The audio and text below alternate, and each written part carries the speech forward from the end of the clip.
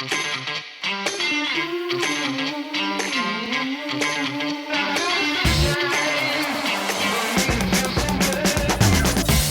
to episode 52 of the Mile 20 podcast where epic shit happens. My name is Lori and I'm here with my bestie, Laura. And we are here going to talk to you today about the Presidential Traverse. What's the Presidential Traverse, Lori? Is that a race? No, when you start... What? We're not going to talk about a race today? We're not. What we are talking about a backpacking adventure. Yeah, baby. This one was awesome. You know, you got to diversify from time to time. It can't always be about running. I absolutely loved this trip, and I cannot wait to share it. I did. You loved that last day so much? No, but but a trip, a multi-day trip is not defined by one day or a couple of hours. That's true. So, or a few miles. Yes, we have a lot of really funny things that happened and some scary stuff that happened during this weekend. So, yes, for sure. Yes. So Laura, what's your epic week update like? It's a lot of hard consonants there. Katie. So yeah, my epic week update. I have a hole in my nose. Oh shit! Well, that's quite.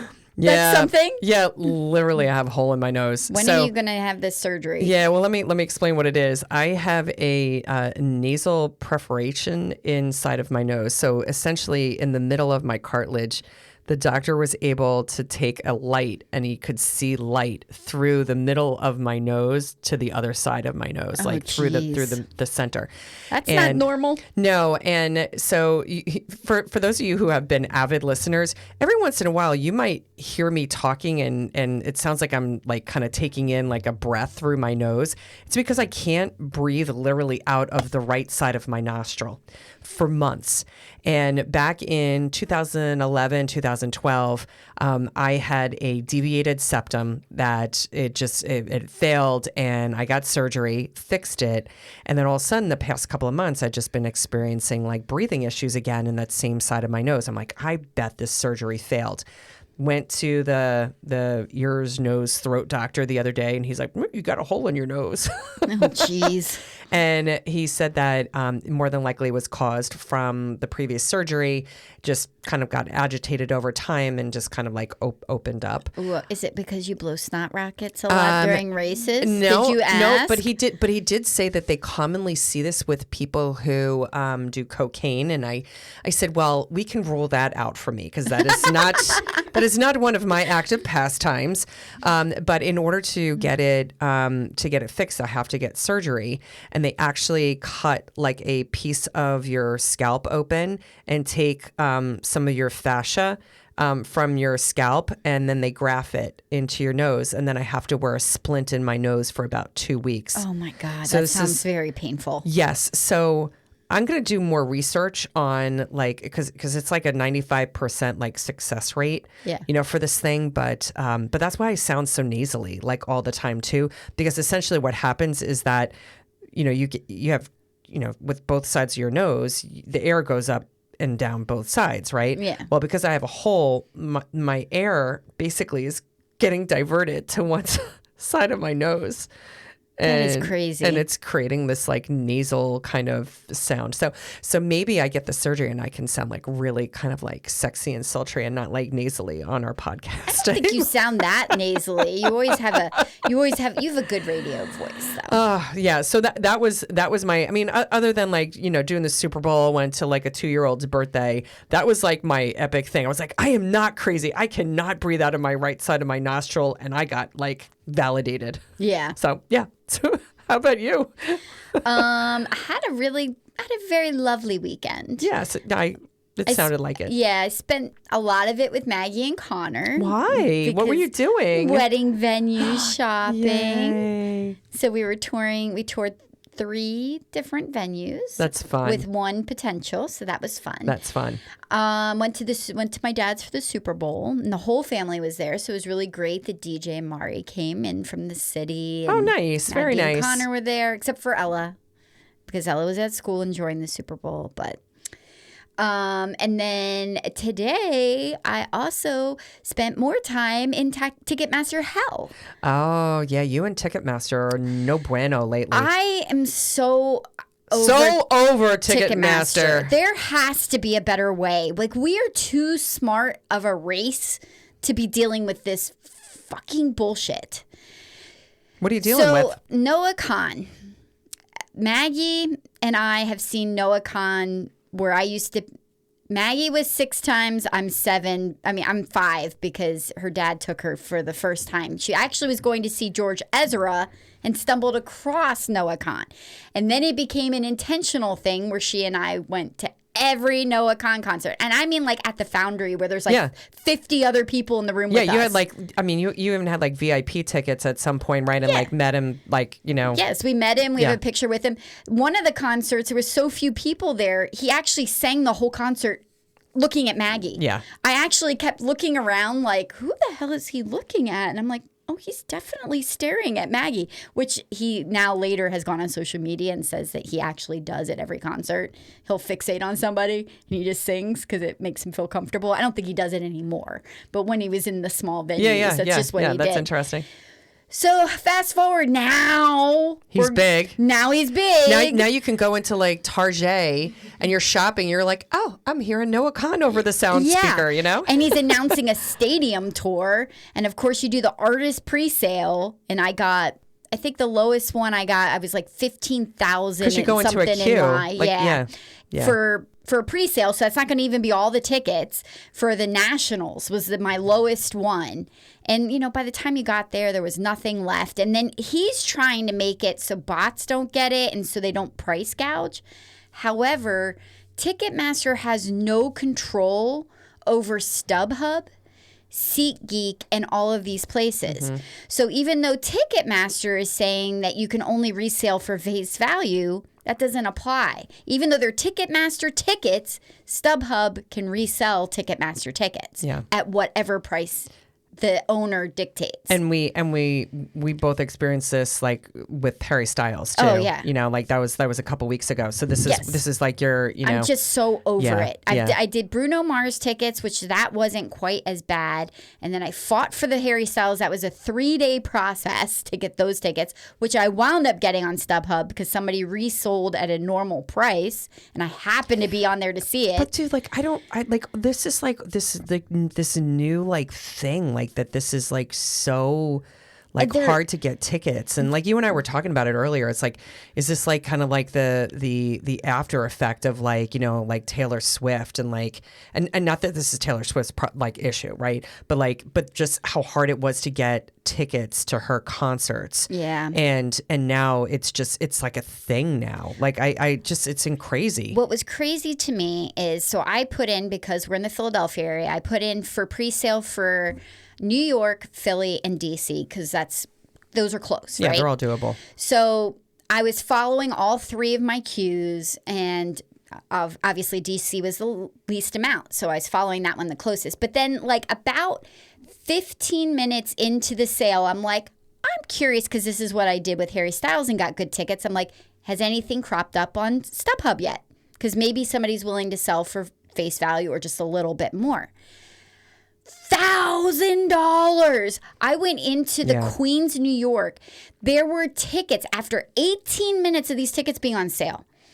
There, almost every section of that stadium had tickets on resale. The cheapest you could get was maybe $700 or $400 way up in the nosebleeds, and his pit tickets. They were like you were showing like are $500. Yeah. So why am I going to spend $400 for nosebleeds? Yeah. It's criminal. And it's affecting your fans, and like, I almost don't even want to see people live anymore. But this is what it's going to be like. But the problem is that people pay it. People pay it. How can that many people be paying $1,200, $1,100 on the lower bowl of these outside stadiums? Well, the thing is, like, people are paying it. People are paying it up front. So that's why they're getting the people who are like, I have to get a ticket. But it'll be interesting, like a couple days before the concert, like what is still available. And because I would imagine, and this is not to like puke puke on? Like whatever. It's not to go and like trash on Noah Khan. Oh, but no, chances are no. there will be tickets like still available. I mean, they have that at the Super Bowl, and like the ticket prices like plunge. Yeah. They absolutely plunge. So it's like it's one of those things where it's like you want to have the safeguard of having a ticket if you really want to go to the concert, but chances are there'll be stuff that's available at the nth hour. But that's the suck part, is that you go there and you just don't know. So it's just wrong. We had this problem with stick season, so we wanted to kind of go and see him at Fenway. You couldn't walk in the door of Fenway for less than $500. Didn't you guys go and see him over in Amsterdam? We just happened to be on a family trip, and you diverted to Croatia. And I'm like, oh my gosh, I can get us tickets for like 150 euros to go see him with great seats in Amsterdam. Yeah. I'm like, and the flights were $100 each. I'm like, that's a no-brainer. It was cheaper than going. It was way cheaper. Seeing it here. So Anyway, I'm sorry that you're because our friend Julie has been experiencing the same thing, as well, trying to get tickets. So it's an unfortunate state of affairs, but hopefully it will go and like right itself at some point in time. But so. I don't know. This feels like it's kind of like going to be the new norm, with some of these concerts. So. I hope not. Yeah. But you know what? Let's forget that and let's get back into peace of nature. Yes. Want to talk about that trail? Yeah. Let's do it. Yeah, so if you look up the Presidential Traverse, I just kind of want to ad-lib a little bit, something that I saw because I thought it was put so well. So I'm going to kind of read it if that's okay. Yeah, go for it, girl. Thank you, ChatGPT. It is the premier challenging adventure that rewards hikers with 360-degree views from over 14 miles of exposed above tree-line ridgeline, spanning 18 to 23 miles and 8,000 to 9,000 feet of elevation gain. It offers an ultimate test of endurance featuring multiple 4,000-foot peaks and dramatic alpine scenery. And I would say that was spot on. So that is felt like spot reading on. It was better than I could No communicate hallucination that. Going on there with ChatGPT. That was spot on. Yeah. Yes. I feel like we were, I can't remember if it was you or me, but it was probably me because I deep dive on shit. And I was Googling, beautiful backpacking trips because after the Teton Crest Trail, I was like, I need something else. Right. Like, I just want to do that again. And I think like the Presidential Traverse came up as being this really gorgeous thing to do and challenging, and I was like, yes. Yeah, no, I am 100% positive that you were the one that pitched that out. Yeah. And you were like, let's go back to New Hampshire. I'm like, sure. Yeah. So it's kind of interesting. So the Appalachian Mountain Club has about 8 huts that they have up above ridgeline, so they're high altitude huts. A lot of them are full service, so you can go in there. They all have, it's like, it's a camper room, so there's bunk beds everywhere, so you're sharing a room with a bunch of strangers. They provide dinner. They provide breakfast, and then if you stop by during the day, sometimes they'll have chips and sodas and snacks and things that you can pick up if you want to from there too, and merchandise, and they're fully staffed. It's usually during the summertime especially, it's a lot of times it's like college kids. Yeah. And they basically spend their entire summer up in these huts. And the most remarkable thing that I think I took away from that experience was that there's no cars, there's no rail lines, there's no horses, anything that carry the supplies up to these huts. Helicopters, nothing. Yeah. So it is these kids, the adults who work at the huts, and essentially they go down every day to the wherever meeting site there is to get the supplies, and then they schlep that shit back up the mountainside with these to the huts. Really rustic wooden framed netting things that they strap onto their back. It looks like it's like from the 1920s. It does, like stuff. Expeditioning stuff from the 20s. It does. So I think when we stayed there, I had such an appreciation, one, for just the hospitality because each of these huts too that we stayed at. So we did 2 nights in huts, and each hut had their own culture, their own vibe, yes. With the crew and stuff. And we'll get into that a little bit.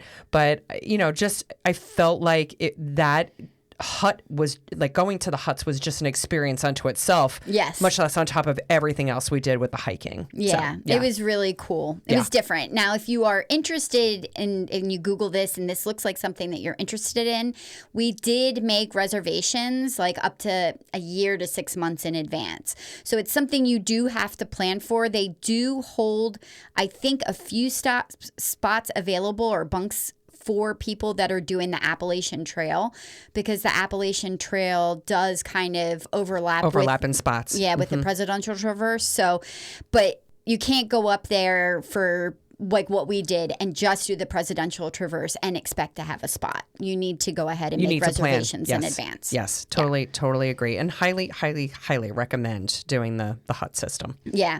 So we got up there. I can't remember what days of the week we were there, but I think we went up the night before we actually started. We did. And we stayed at the Mountain View Grand Hotel. Oh, that was such a beautiful hotel. Yes. Very historic. Yes, it's on the historic hotels site. So you can go on there and take a peek. And it is grand.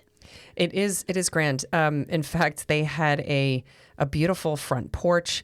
I remember they had horses and llamas. Do you remember? Yes. They had llamas. Didn't they bring a llama up? They brought a llama up on the front porch, and it was kind of like a little thing for people and kids to interact with the llamas. And they actually had like a shearing hut where they like shear the llamas and stuff, for their hair. And yeah. I don't know. It was just really, really well done.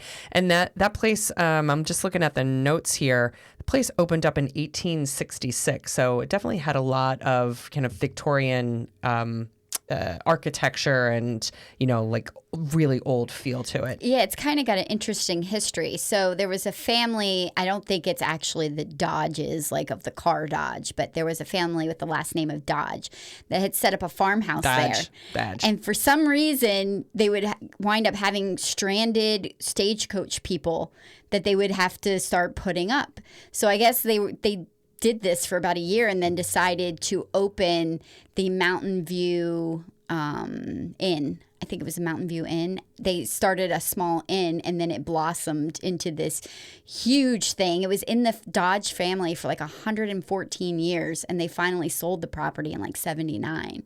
Wow. But it's a shame that it's not still in the family, but it is wonderful and they've remodeled it. And I think the last remodel was, I don't know, early 2000s maybe. It's just wonderfully done. It is. The bar was beautiful. The bar was beautiful. Like and it's funny because we just talked a couple of weeks ago about going to Jekyll Island. Yes. And we stayed in a resort very similar in nature, like just kind of feel to this place.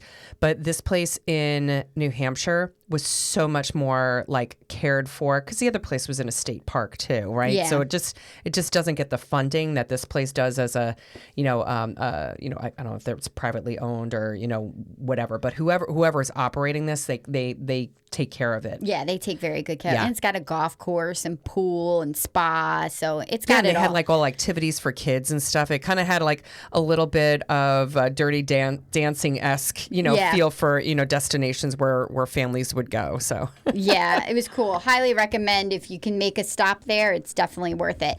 And it was about a 25-minute drive from the hotel to the main trailhead. We started at Valley Way Trailhead and hiked the first day from there up to the ridgeline at Madison Springs Hut was our first stop. That was a hell of a day. It was. It was challenging but short, which is always weird to me, but it was 5.23 miles straight up. Straight up. Yeah, because, a couple weeks ago when we were talking about, doing the Teton Crest Trail, we hit some serious elevation gain, right, on that hike. But the difference out there is that, you have a lot of switchbacks. Yeah, they know how to do switchbacks at the national park. Yeah, and this first day was just a straight shot up. So I know that you and Dave and Maggie, were ahead of Jim and I, and then Jim and I were behind you guys. And yeah, that was an experience, man, because that and it was hot that day too when we were hiking. It was kind of muggy. Very muggy. I think it was like 60 degrees, but super muggy because it was foggy. It was a little drizzly, and we're like, what do we do? But you just, if you plan for 6 months to do a trip, it's kind of like you go. Yeah, and we all had gear, that we felt, would be okay, and so we went at it. So, but that took a couple hours to climb up that mountainside. Definitely, because you and I are not like ultra trail running mountain people. No. So, and I'm an extremely I hike like I run. Slow. Slow and steady. But man, I get to the top of the hill. I finish the race and I get to the top of the hill. I don't know. It's so bad. Maggie's a speed demon. Maggie was with us on this, and we had our hubbies. So it was a really fun little adventure.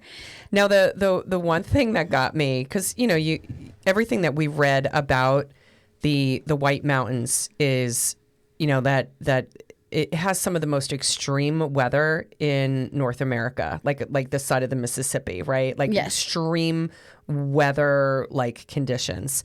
Like people have died on the top of like these mountains. Yes. And so as on that first day, before we kind of got up to like above the tree line in the clearing, there was a sign, and it was almost like, like if once you pass this point, like you're fucked if you don't have the right gear. Yeah. Yes. It didn't say that, but it basically said that. It was like you're going at your own risk. People have died on the top of this mountain from like exposure. Yeah, you're leaving. You're going leaving above the safe zone. Yeah, you're going into alpine. You're going into alpine, and I mean, but it was like this. And I remember I took a picture of it, so we'll have to go and put it on our Instagram. But I remember seeing this sign and looking at Jim and just getting this like laugh, going, "Holy crap! Like, what are we getting ourselves into?" But we knew about it, and we had the right gear and stuff. But it was still like seeing that sign. It was like, oh shit. Yes, there's also a sign I think at the foot at the very beginning that's like, if you are not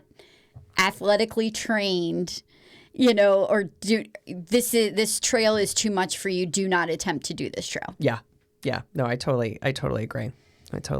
What's really nice too about this particular trail and doing a hut to hut is that you don't have to backpack with quite as much gear. Agreed. You don't have to bring a tent. You do have to bring a sleeping bag. Yes. Because you don't want to touch that stuff. You do. What do you mean touch what stuff? It's so when you get into the bunk. Let's get into the details. Yeah, when you get in there, it's a bunk. And they have a mattress. And it has a mattress, but that's it. Yeah. And there's no cover on the mattress or anything, and people have used it, and dirty hikers have been on it, and so forth. Yes. So, and this was in 2021. Yes. And so so there was still it was very clean. It was very clean. Wrong. No, it was very, very clean. clean. There was nothing dirty about it. But you still just you're not going to carry like bed sheets and linens in your freaking like backpack. So you're going to go and take your sleeping bag and put it on top of the mattress. And your camping pillow. And your camping pillow or, something else to go. You don't need to probably bring like any cookware unless you plan on cooking lunch. All you need to do is pack sandwiches for your couple of days that you're out there and some snacks. Because so what do you normally bring? Because I know you kind of have had your go-tos for lunches. Or snacks when you're backpacking or hiking. I do think thin bars just as a snack. I make my own trail mix that does not have cranberries or raisins because I don't like them. It just has nuts and M&Ms in it. Yeah, I like you put lots of M&Ms in yours. I like chocolate. That. Yes. Go-Go squeezes. I love when hiking because I feel like it's such a good burst of sugar if you need a little oomph. And then I usually try to pack an apple. They're a little big and bulky, but I love having a fresh apple out on the trail. And I do hike my core out because we leave no trace. And I do Uncrustables. Yeah. That's my jam. I like to have an Uncrustable and all 3 days. They get a little funky by day 3, but they're still good. Yeah, I've had challenges with having a gluten allergy. Yeah, and bet. So everything you just like mentioned, a lot of that I can't go and eat. So I actually like to go and pack the foil bags of tuna fish. Yeah. And like ones that already have like it's already like seasoned. So those sometimes, because, it gives you like some good protein. I have made my own peanut butter and jelly sandwiches. So I can't do the Uncrustables. But then got introduced to, and this has been a more recent ad, But Bobo bars, Yes. that we got introduced to in Alaska. Love Bobo bars. I like the oatmeal ones and the coconut ones. Those are my favorite. Is that Shauna? And yes, Shauna in Alaska. And we'll talk about that in a couple hot episodes. Couple months. Yeah. But yeah, so those are some of the things that I bring, and I do like a trail mix or stuff like that. So, and then sometimes I would like to pack something that's like a little sweet, like a little snack. Like I think when we did the Teton Crest Trail, I think I brought like some Swedish fish with me. Yeah. Because that was just like a nice like little pick me up. I didn't eat a lot of them, but as I was like getting up in elevation and stuff, and it was like, oh, I'm gonna treat myself right now. So yeah. We also packed our little craftinis with our nips as well, so we could have cocktails in the evening. We did. We had our cocktails on the Presidential Traverse, and then you and I. So I think a couple of episodes ago we mentioned that when we did the Teton Crest Trail, you brought your your camping seat with you. Yes. And I didn't have one. I went and bought one because I was so jealous of the fact that you had that seat, when we were, out west. So I actually brought mine with me. Did you regret carrying the extra weight? I did not regret carrying it because, it's so lightweight. I think it's like less than 5 pounds. It's like a pound or two, maybe. Yeah, maybe. And and like every night, when we got to the hut, we went and put our chairs out and sat outside and had a cocktail. Yeah, had a cocktail. So it was really nice. Circling back to the huts. Yeah. They do not have showers. But Right. they do have running water, so they have sinks and they have toilets. Yeah, you can clean your face and brush your teeth. And, yeah, yes. and they have potable water and things that you can pick pick up. And they did have well. a men's bathroom and a women's bathroom. It's Yes. shared bathrooms, but like gender separated. But we're all sleeping in the same rooms anyway. Yes. Yeah.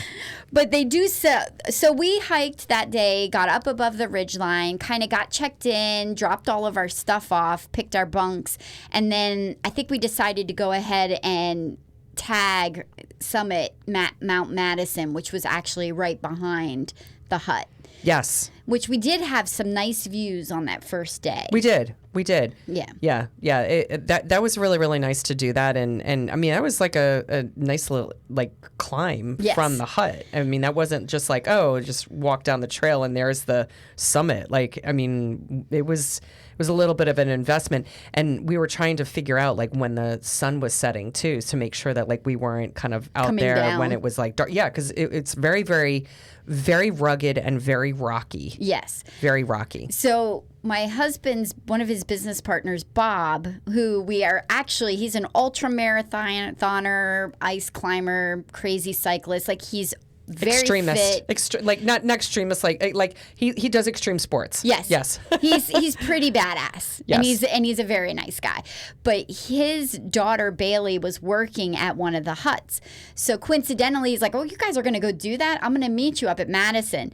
So he kind of, when we summited Mount Madison, was kind of explaining about if you look at the rocks, you can see the trail.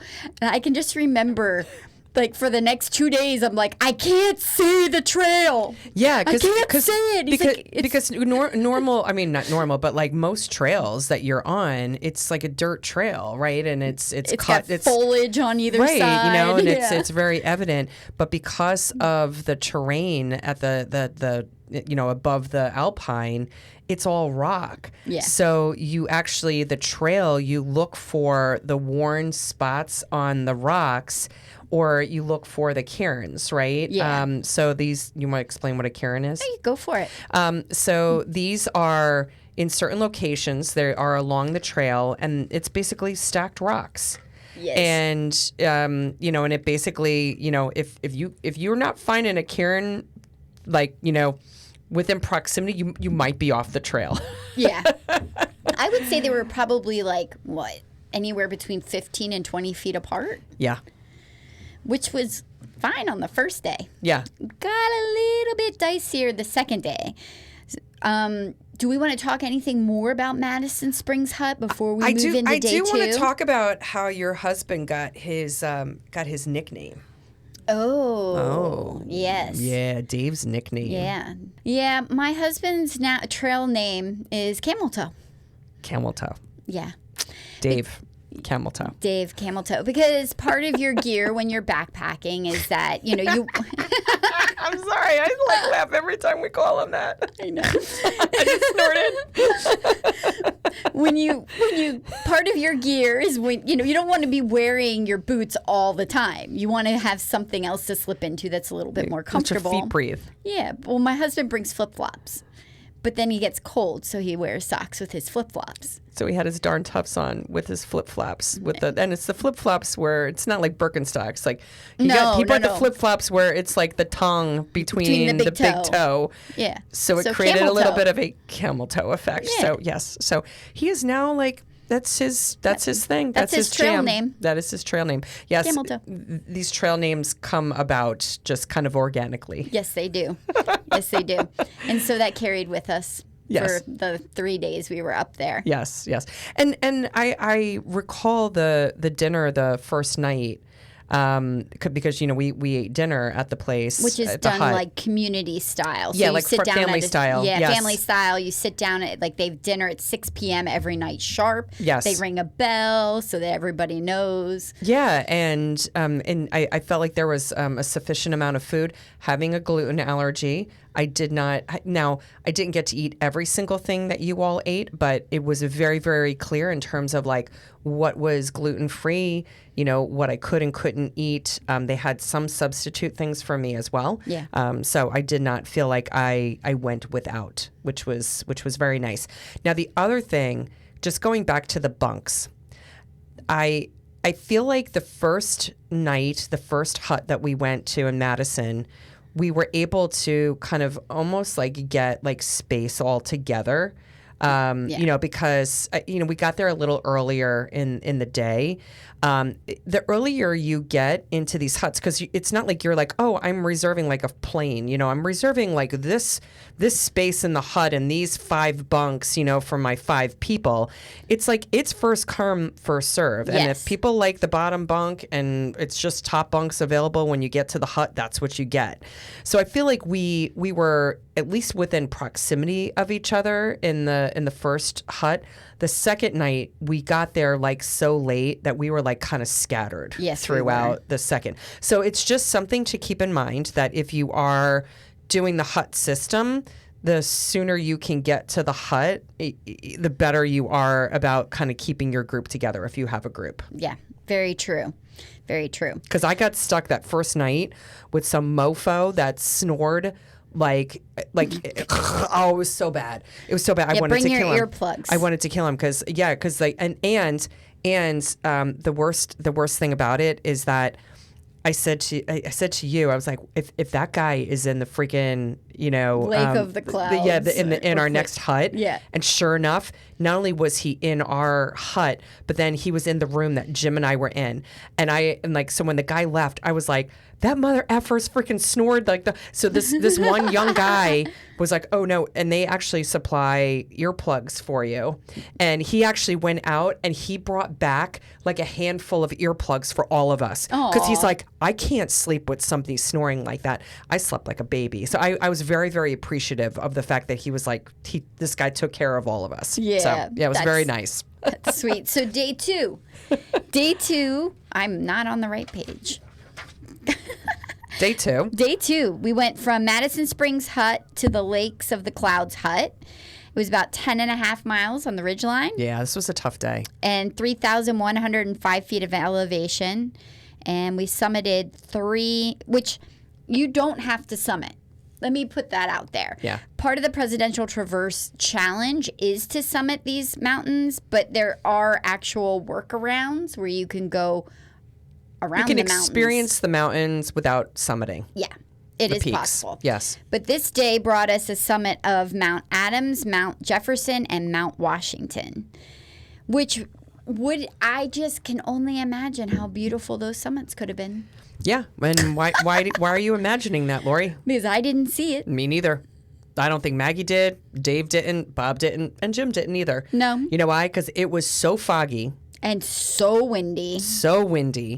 The conditions were absolutely terrible. And it got to the point where we were by between Mount Adams and Mount Jefferson.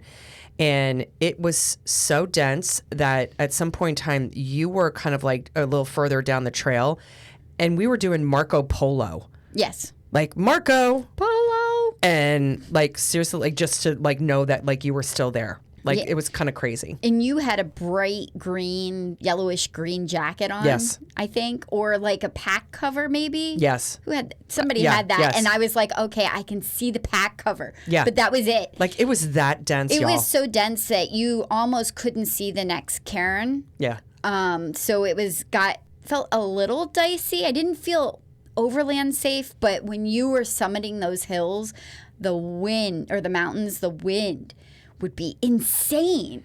Yeah, and it's almost like you couldn't hear the other person like talking either, because it was like that, the wind whipping, and we had like our hoods up too. Yeah. Because it was chilly, right? Like, at this elevation. And so that was like weather I have never experienced before ever. There was one point where we were definitely like on a ridge where it dropped off on like a little bit of a lull or pass where it dropped off on the right and the left, and it was just the trail. Yes. And I had videos where I was trying to pick the clouds, just how fast the clouds were streaming through the pass, and I'm like, this is crazy. Yeah, and the other crazy thing was that at some point in time, we were like, wow, we smell like smoke, and you want to have a heightened awareness, right? Of like, anytime you smell smoke, especially when you're out in the wilderness like this. What we found out is that there were wildfires that were going on out west, and because this storm system that was coming through, this wind was carrying the particles, into New Hampshire, all the way from like the western part of the United States. My mind was blown by that. Because it was so. It smelled like we were next to a campfire. That's how like strong the smell was of smoke in the air. So it was crazy. Yeah. Now, why don't we talk about how we all got separated? Well, because this was a little like little scary. Yeah. Well, we all. There's 6 of us. It's kind of like marathoning. Some people run their own run, usually in a group. You and I think are the rarity that we stay together every step. Yeah. There's a thing called hike your own hike, right? Which I get. Where we were a group of 6 people. And in normal different. circumstances, when the weather is great and you can see people you could for see miles. people and stuff, like not a problem, right? Yeah. So and if there's cell service, because there was 0 cell service where we were. So naturally, because Bob is badass Bob, he's a speedy, and then my husband feels like he's got to stay with Bob. And then I think Maggie also is a faster hiker, and so she was like, yay, fast people. So those 3 kind of took off and were doing their speed. And then there was kind of Jim, and then there was us. Yeah, because Jim went on his own because we were hiking slower than he wanted to. So Maggie, what was your experience like that you were like, yeah, I'm going to choose the adventure. I'm going to choose the Bob and Dad adventure? Yeah, I think generally I do hike a little quicker. You do have fast trail legs. Yeah, so we called it Bonus Miles with Bob, and I'm sure he'll bring it up when he's here in a couple of weeks. Wait, you had bonus miles? Yeah, so you mentioned getting to summit Mount Washington and just not being able to see. Me, Dad, and Bob did not summit Mount Washington because, like you said, there was a 6 p.m. hard. Like, if you are not in the hut at 6 p.m., you're not eating dinner. And like you guys said, we didn't pack food. So we had to be there by 6 p.m. in order to be fed. So we were just following Bob's lead because he had hiked it many, many times. So we were just blindly following him. We are descending pretty extremely. And Bob was like, wait, we're exiting the alpine. Like, this is not correct. We went 2 miles down the mountain when we were supposed to be hiking along the ridge. So we went extremely out of the way. I think when Dad realized we were in the wrong direction, everything just came crashing down. So he also bonked because he wasn't fueling himself well. So we were like getting dad fueled. We got to prepare ourselves to hike back up 2 miles to continue on the plan as Because that's a great time to bonk is when you have to climb back up the hill or the mountain. to go as planned. So that whole day, like you guys said, we were separated, but we had our bonus miles with Bob, our extra 4 miles round trip, a nice down and up. And then we went along our merry way. But unfortunately, I can't say I peaked all the presidential traverse because I didn't get to the highest peak, Mount Washington. We had to go straight to the hut. So it was fun, but not ideal, definitely. Yeah, and Jim was with Lori, you and I for a bit. And then he was like, yeah, you guys are like I just got to go a little faster, right? So I think he was with us through Jefferson. Well, and then I think he kind of worked on ahead. He actually left us between Mount Adams and Jefferson because we connected back up with him at Jefferson. Oh, right. He was sitting kind of like, just eating a snack and stuff. I was like, oh, there's my husband. Yeah. So, I was like, okay, he's still alive. But yeah, and then he went on his way because like then you and I were making our way up to Jefferson. He's like, I'm going to start heading over to the hut. I was like, okay, that's cool. Because Jim also did not go up to Mount Washington. No, I think he did. Did he go up? I thought he did. We've got to do a fact check on that. Yeah, well, I'm not sure. Yeah. But we had a good time. So we started walking, and I'm like so excited to, summit Mount Washington. And then kind of like Maggie and that crowd, we get to going, and I'm like, I suddenly start to feel weird. And so I check all trails, and I'm like, oh, shit. I don't know what we were doing. Do you remember what we were talking about? We were talking about something because we walked. Matter of fact, I took a picture of the sign. Didn't I? I know. Yes, you did. I took a picture of the sign. Because they had the cog. Cog train, yes. The cog train. There's a cog train that goes up. Like people can take. You can get up Mount Washington 3 different ways. Yeah. Right. You can do what we did and climb up the freaking thing, backpack up it, and get to the top by foot.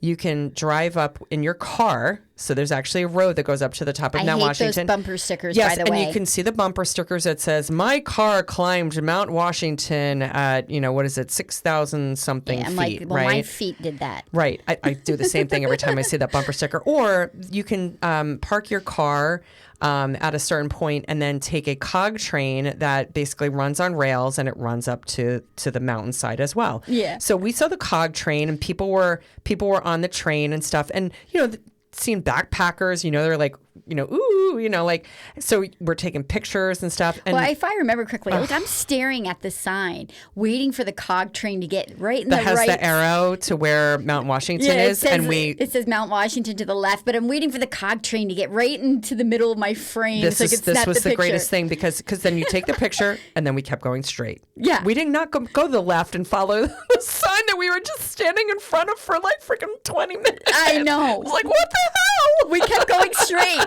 So we get like a half mile down and then the we're trail. Like, wait, Mount Washington is to our left. Like, where is the trail? And we're like, we missed it. I'm like, Laura.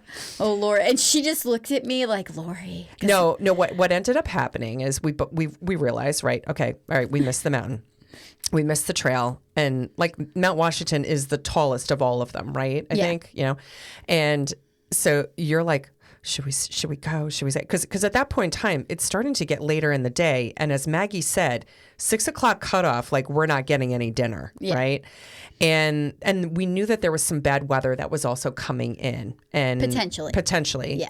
And we wanted to get ahead of that. But you're standing there and debating. I was like, fucking Lori, like just turn around. Let's go climb up the hill because I was like, 1, I don't ever want to hear you bitch that like we went all the way here and you didn't get to go and climb the mountain. Which I would. And I was like, and 2, I was like, I don't think I'm doing this again. Yeah, you're like, I don't want us to leave this mountain range and for you to be like, I've got to go back and climb Mount Washington. I was like, done. Turn around. So instead of going up, like what was probably like an easier trail, like you and I, dude, we scaled these freaking rocks with our backpacks on. Like we scaled rocks. There was a lot of rock scaling. We scaled rocks that were like bigger than us. Yeah.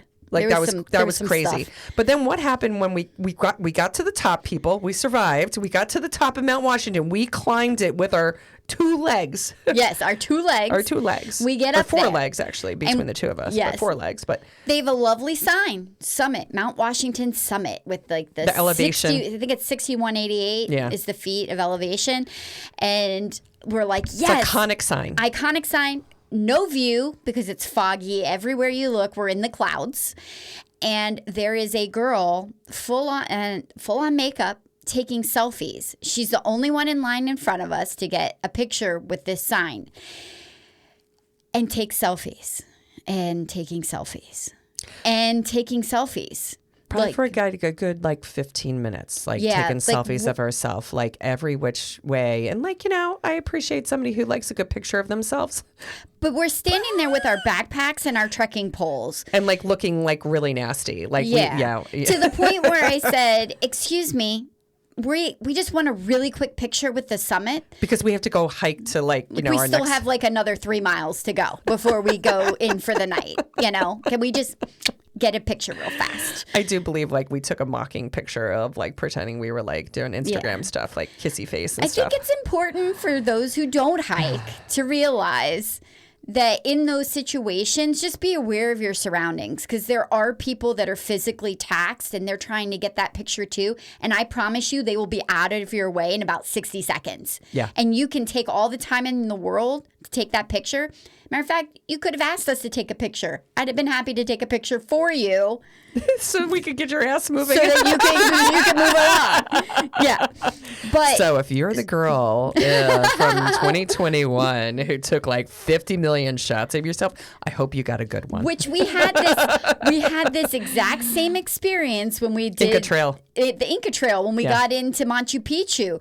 We'd been on the trail, we had walked there, and then all of a sudden it's like the culture shock Yeah. of being back in society, and Yes. you're like, all what? the women with makeup and taking Their Instagram kitten photos heels. and stuff, and yeah. So that created a moment, epic moment in my life. Just never forget it. So Mount Washington, though, Yes. is pretty cool. And the reason why so many people have bumper stickers about their car climbing it, I'd like that about my feet climbing it, is because it is the highest peak east of the Mississippi. Yeah. Which is cool. But there's also some other things. Yeah.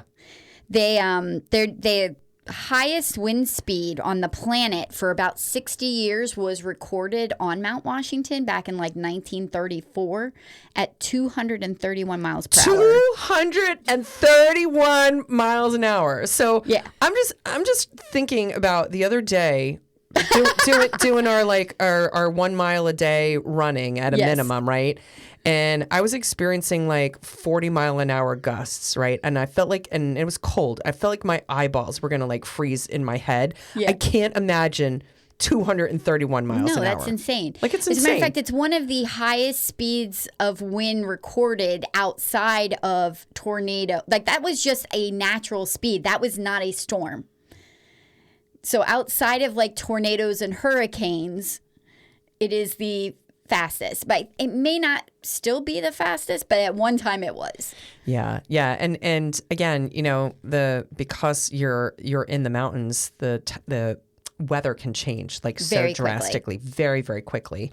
So so we took our picture really, really quick, and then we made our way back down those boulders. They have a lovely visitor center up there. Beautiful visitor center. Where you can grab snacks, water, bathrooms. I and all believe of we that. grabbed a snack and we got a bathroom break and then made our way. They had, if I remember correctly, they had the TV on with the radar. Yes, and that's when we saw the storm coming. We saw- were like, "Oh shit!"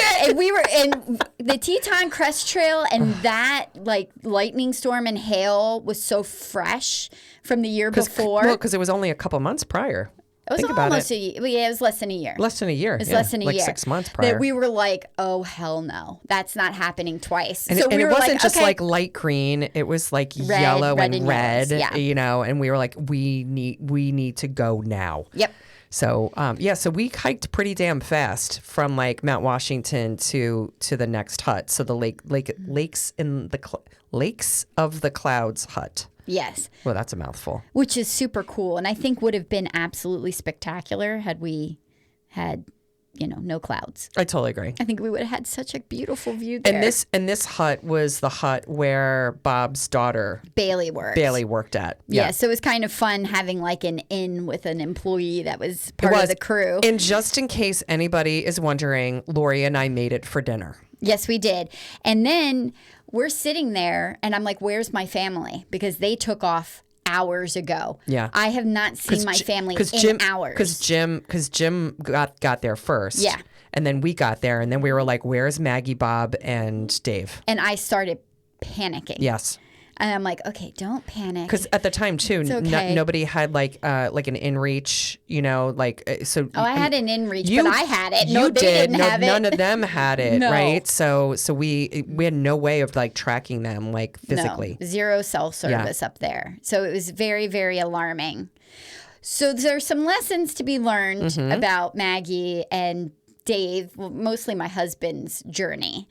When you're doing an adventure like this, it's important to treat it almost like a marathon or any other endurance sports that you're doing. Fuel. Make sure you're taking something every hour. I know you may not be hungry. I know it's beautiful. I know you're caught up in what's going on around you, but you need to fuel every hour. Yeah, especially because you're burning calories that your body, especially when you're climbing. Yeah. And when you're in higher altitude, your body burns calories differently as well. This is the one time when you're backpacking, you can just go crazy with the snackies.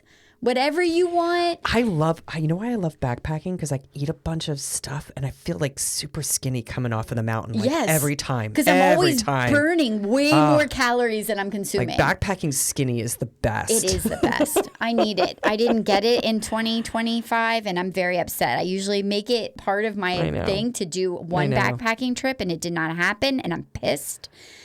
So anyway, getting back to the hut. So the Lakes on the Cloud hut is really cool because it was built in 1915. Which blows my mind because it's like in the middle of nowhere. It and like is. to think about like people brought all the supplies up there and it's actually beautiful because there is a beautiful lake. Yes. That it sits by. And it's in the clouds. We saw more cloud.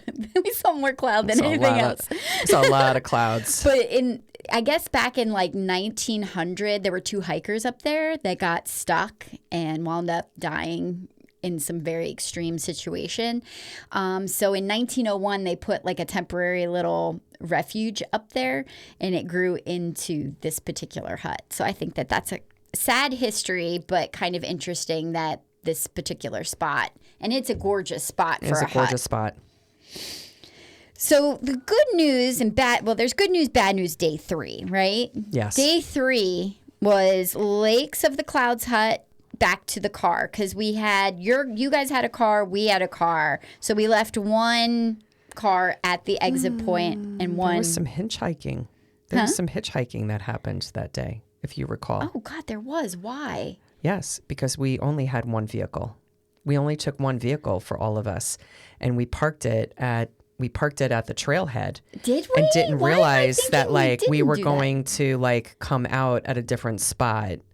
Like and we were like, all right, well, we'll figure out a way to go and get, back over to the car. And your husband went and hitchhiked. I remember them riding with somebody. Yes. Or is that because we left keys in the car? No. Are you sure? No. We got a ride from a strange guy, and I was wondering if we were ever going to see you guys again.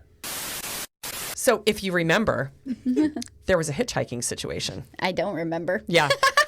We had just actually had to call Jim for Phone a phone a friend. assist. We did a phone a friend because it was like, okay, what were the circumstances? So we took a vehicle where it was the 5 of us all together. And so Bob was not with us when we started. No, he did his own thing. Right, He met up with us mid hike. So we parked at the original trailhead, and then the plan was when we came off of the trail, there was a trailhead where there were buses that could pick up the hikers and then bring them, back to like the area where we parked.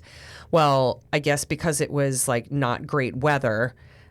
Jim and Dave were together on day 3. Yeah. And so when they came out onto the main road, they ended up talking to some dude, and they got a ride from him and ended up going and hitchhiking and got the car, Yes. from him. So, yes. So, but me, you, and Maggie all stuck together on day 3 when we did the Maggie descent. was traumatized Yes. from day 2. Yes, we're like, we won't leave you, man. We won't make you hike extra miles.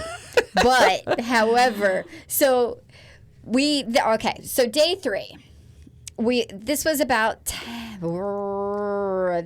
12 and a half miles. Yeah, it was a lot of miles. It was our descent off of the ridgeline. And when we started out the day, all 5 of us were together. Yeah, we were together. Because we were together for most of the day, and we all ate lunch together on a beautiful. Yeah, I think that was Mount Eisenhower. Yeah, it was beautiful scenery where you could just see in the distance. We finally had good weather. Finally had clarity. Yeah. In the distance, and the layers upon layers of mountains. Just spectacular. That you saw, and no picture could go and capture that. Never. That was absolutely spectacular. It was. So you had about 1,577 feet of elevation gain because we were going down. Yeah. So obviously not a lot of elevation, but we did climb Mount Monroe, Mount Eisenhower, Mount Pierce, and Mount Jackson. Lot of Mounts? summits, a lot of summit mounts. Yeah. But it actually, I think maybe because of the weather, it started out a little foggy, but it turned and it wound up, I think we were just so joyful. Yeah, we were joyful that it was nice weather, Yeah, so I we don't think that we finally really had minded, all doing the views. summits. Yeah. Yeah, we had all the views and everything was gorgeous. And there were a lot. We encountered we encountered more people that day who were doing like day hikes and stuff. So there were a lot of families with kids, and I just remember there being some kids, up there as well, rightfully knowing that they were not doing the Presidential Traverse, but they were out there for the day. Yeah. I feel like of all the days, this third day was by far the most technical. Yeah. One of my favorite moments. Oh shit! I may have been an asshole friend. You were such an asshole friend. I was in front of her. That was scary. There was probably a 6-foot rock. Like there was a ledge, and we kind of had to negotiate getting up and over it. Yeah, well, it was like a boulder, right? It was more than a boulder. Yeah, because it was flat. Yeah, because you can either stand up, but it was at an angle. So, but if you steep. fell, you could fall down the mountain, down parts of the cliff. Right. And so, me at the time, I still had that height thing. So I'm like, yeah, I'm not standing up on this. Well, she looked a little bit like she needed a lifeline. She's like, I'm falling and I can't get up. Yeah, because I got to the top of the rock, and you and Maggie had already gotten off of this rock face, and you were on the trail again. And I had basically low crawled up this I don't know, this rock face. And I got to the edge to then get off, and I just couldn't maneuver myself. No, and I took a video of you floundering. It was funny. Instead of coming over and oh, my friend is stuck. Let me and literally the video is I'm gonna be that asshole friend that videos you. And I was like, I had some expletives to go. But I tell you what, watching that video, I was laughing so hard because it was just it was truly I had fallen and I can't get up. I was just turtle, turtle, turtle. You're I just can't get up. Yeah, that was not one of my finer moments. So we do have I have one recommendation, and I don't know if this bodes for all of us or whether it's just me. Yeah. But shortly after lunch, we came to a third hut. It was the Mitzvah hut. Mm-hmm. But we had planned just bypassing, using the bathroom. That was and a nice descending. looking hut. That was nice on the inside of it. Yeah. I did not know. In my head, there were 2 ways to get down the mountain. And in my head, we were taking the other option. We were going to follow the Webster Cliff Trail to get down and go towards Webster and then descend. But Jim is like, hey, there's another trail that goes straight down. It's more direct. Should we do this one? And, I trust your husband that he's done his homework and he's looking. And I'm like, okay, sure, let's do that one. Oh, boy. Had I known the technicality of that descent, dude, it was straight down. I would have gone into that mitzvah hut and gone, I need one more. I need a night here. Like, I would have planned to make. Because we were tired already because it was like 12 plus, was it 12 miles that day that we did that last day? And that 12 miles. It was 12 and a half miles. At this point, I think at the mitzvah hut, it's maybe like we're at mile 8 or 9. Yeah. And I'm like, just stay the night. Just make the reservation and stay the night. I highly would recommend that. Out of anything that we could have done differently, that would have been it. Yeah. Because then that way you don't have that much to hike the last day, but it's a very, very technical. It took a really, really long time to go and get down. Yeah. Get down that part of the trail. It got to the point where I was using my poles like javelins. I'd turn a corner and I'd look straight down at another technical descent where my poles weren't going to do shit. So I just took them and I started throwing them down. I was either throwing them down or I would turn the corner and my arms would go limp and I'd start dragging them and go, I'm so over this. I thought I was going to for sure like wear out the fabric in the ass of my pants because I have never shimmied my ass down so many rocks. Yeah.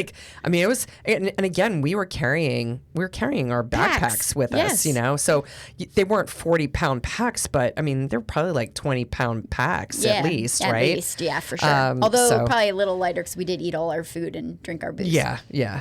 But it's still, it was extremely rocky. It was very technical. Very, very technical in nature. And Maggie's sweet because she is a faster and we're a little slower. So as you're coming down the trail, which is the Jackson-Webster Trail straight down, there's like about a quarter mile before you get to the road, there's like an elbow, like where it kind of takes like a sharp left turn. So we kept waiting, like, where's the elbow? Where's the elbow? And Maggie was like going stir crazy.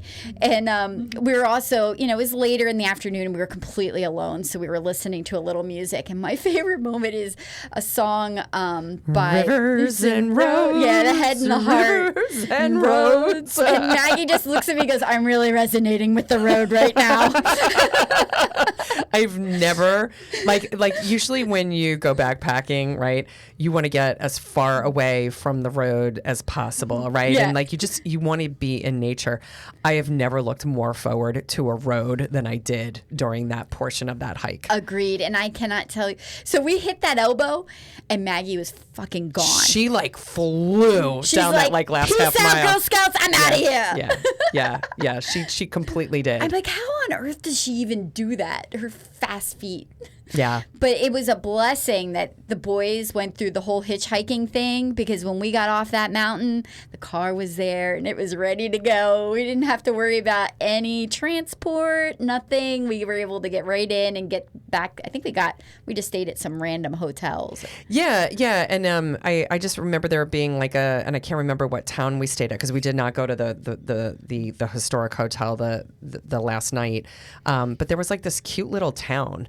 Yeah. And I remember like eating at like a tavern and just like really appreciating that. Now, the one thing I do also want to call out, if we go back like just a couple of days, is that my daughter Maddie and her friend Kelsey, while they came to New Hampshire. Were they going to come and were they going to hike? Wasn't Maddie going to hike with us? I think she was going to hike with us, and then she ended up having like a scheduling conflict. So this was like her compromise, and then like her friend Kelsey from grammar school.